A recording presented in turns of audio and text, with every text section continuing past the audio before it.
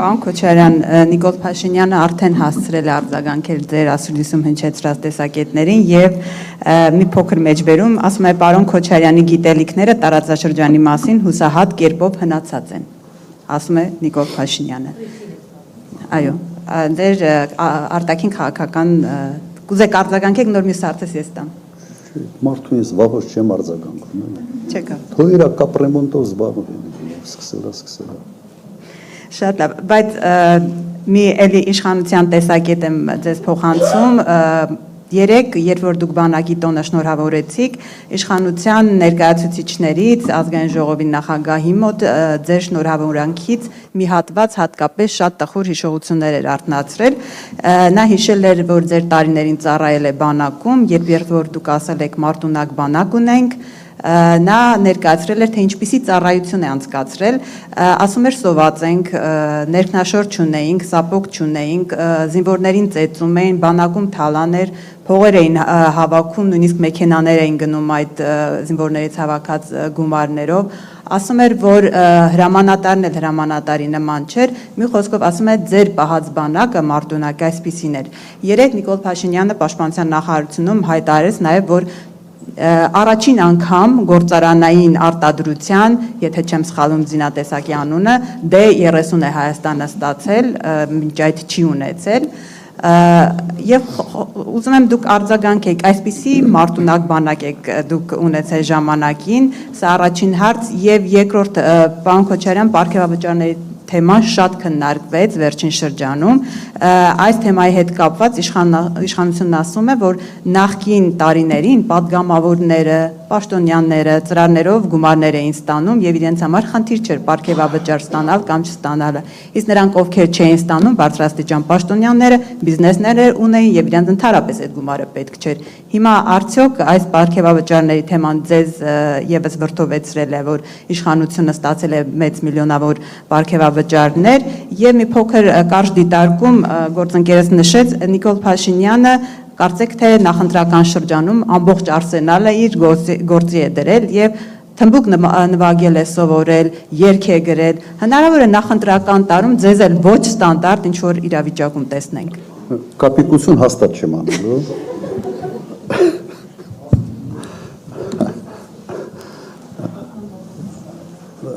Նայեք,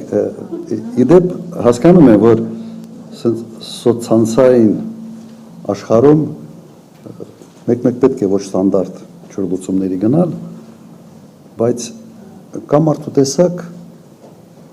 եւ մարդ եթե մտնում է ինչ-որ մի process-ի մեջ, ինքը շատ չի կարող տարբերվել իր տեսակից։ Իր տեսակի մեջ պետք է լավագույնս ինքը իրեն դրսևորի։ Հիմա մարդ կա, որ ինչ կապիկություն լսես կարող անել, Ֆինլանդիայում մի սիրուն աղջիկ էր վարչապետ դարել մի ժամանակ, ասես տրժում էր, հետո պարզվեց, որ մի քիչ էլ քիթներ քաշում,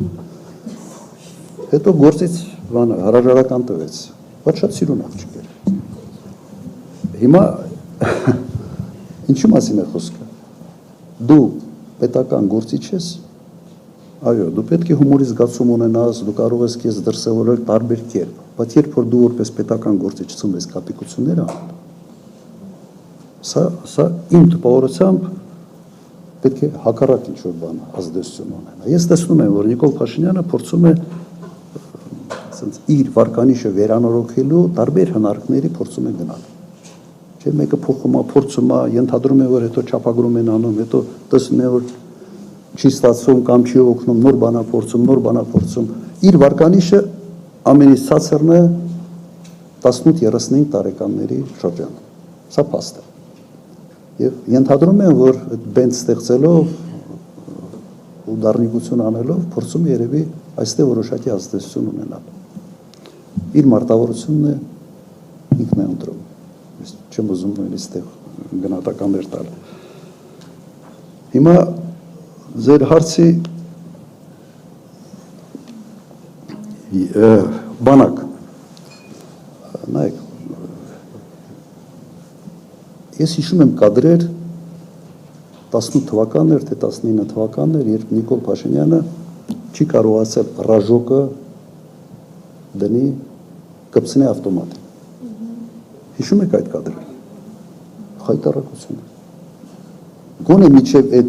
տեղ գնալը, պիտի մինտեղ ինչ-որ մի փակ տեղ մի քանի անգամ փորձել։ Այդպիսի ղեկավարում ենք, եւ դրա համար չեմ զարմանում, որ մենք պարտվել ենք։ Բանակի մարտունակությունը, եթե պիտի բանակի մարտունակությունը գնահատի Ալեն Սիմոնյանը, մենք այդ ուր ենք հասել։ Ինչ հասկանում այդ մարդը բանակից։ Ես կասկածում եմ նույնիսկ, որ ինքը նորմալ ծառայել է։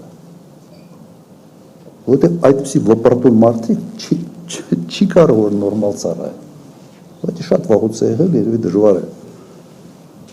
Կամ ցանկություն էլ չունենք sense հետևից գնալ, իր հետ ծառայած մարդկանց խոսացնել, դա դուք կարող եք անել լարագրողներ, եթե այդ հավեսը ունեք, բայց խորհուրդ չեմ տալիս անիմաստ է։ Այդ մարդը բանակից գաղափար չունի։ Եվ 98-2008 թվականներին Ադրբեջանը երբեք չէր համարձակվի ոչ հարձակում սկսել, նույնիսկ չէր համարձակվում ռազմական գծում որևէ խախտումների համար։ Եզակի էին դեպքերը, սնայպերներ ինչ որ կարակում էին եւ այլ, բայց ուժային հարաբերակցությունը վերիվ ուրիշ էր։ Ես այդ տեսանկյունից հանգիստ եի։ Ես վստահ էի, որ ռազմական ճանապարհով Ադրբեջանը ի վիճակի չի որևէ հարց լուծել։ Իսկ իրենք եկան, հիշում եք, սկսեցին այդ կլուբնիկի ռեֆորմ, ճաշարանների ռեֆորմ, սել են հացից։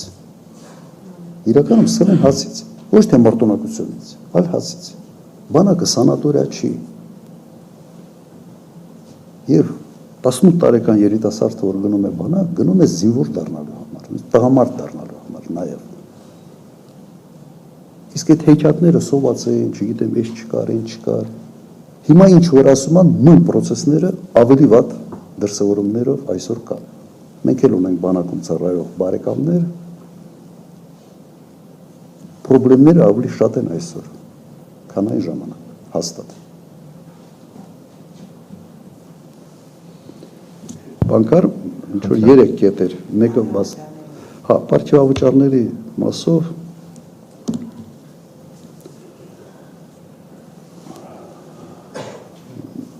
մի քիչ խղճի հարց է։ Դու եթե թոշակառուին թոշակը չես բարձրացրել 8 տարի։ Ես սենց ասեմ, ինդեքսացիա չի արվել։ Նույնիսկ այն ինչքան բարձրացրել են, ինդեքսացիան չի փակում։ Ես համարում եմ, որ ուղղակի օրենքով պետք է պարտադրել կառավարությանը, որ ամեն տարի ինդեքսացիա իրականացվի թոշակների։ Ինդեքսացիա նշանակում է ինֆլյացիա դրա չափով պետք է բանանել։ Հասկանում եք, ինդեքսացիան կարևորագույն հարց է։ Նույնիսկ դա չի արել։ Եվ այդ ֆոնի վրա 7, 8, 9 միլիոն դրամանոց պարտիավաճառներ տա բանի չինովնիկներին, ինչ ասեմ, ես նույնիսկ դժվարանում եմ սրանք գնահատական տալ, որովհետև նորմատիվ լեքսիկայով դժվար է սա ասել։ Ես նաև մենք հետևում ենք արձագանքն ենք տեսնում, թե ինչպիսի արձագանք սա ստացավ մարդկանց մոտ։ Եվ հիմնավորումը հետևյալն է, չէ, որ եթե մենք հիմնավորումը հետևյալն է, որ մարդիկ չգնան մասնավոր հատված։ Հա դուք ում ունեք, որ կարող է գնալ մասնավոր հատվածում դիրքավորվել։ Այդ ինչ մասնագետ ունեք, որի կարիքը մասնավոր հատվածը ունի։ Զրո։ Կամ եթե մեծ փող ես տալիս, այդ ինչ մասնագետի համար ես դու այդ փողը, այդ մեծ գումարները տալիս։ 3 միլիարդ դրամ տալ։ Սենց ասեմ, համարում եմ ընտրություններից հետո ով գա իշխանության, առաջի հարցը պետք է այդ կարգի պարտիավաճառներ ուղղակի արգելի, օրենքներով։ Չի կարող մի մարդ sense նստի եւ իր ցանկության բաներ բաժանի, փողեր բաժանի։ Ու խոսքը չի գնում միջին օղակի մասին քաղցարայության, հալալ է նրանց։ Խոսքը գնում է վերնախավի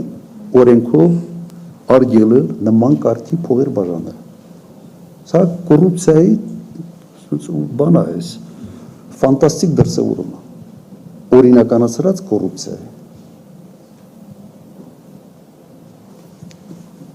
Նայեք, մեր մոտ միջին կյանքի տևողությունը, եթե չեմ սխալվում, 78 տարեկան է, չէ, 78, 79, մոտարապես այսքան է։ Թոշակառուն անցնում է թոշակի 65 տարեկանից։ Միջին թոշակառուն թոշակ է ստանում 13-14 տարի։ Հիմա այդ ստացած թոշակը, միջին կենսաթոշակը բազմապատկեք եւ դուք կտեսնեք, որ մի հատ ստորագրությամբ նախարարը ստացել է շատ ավելի փող, քան կենսաթոշակառուն ամբողջ իր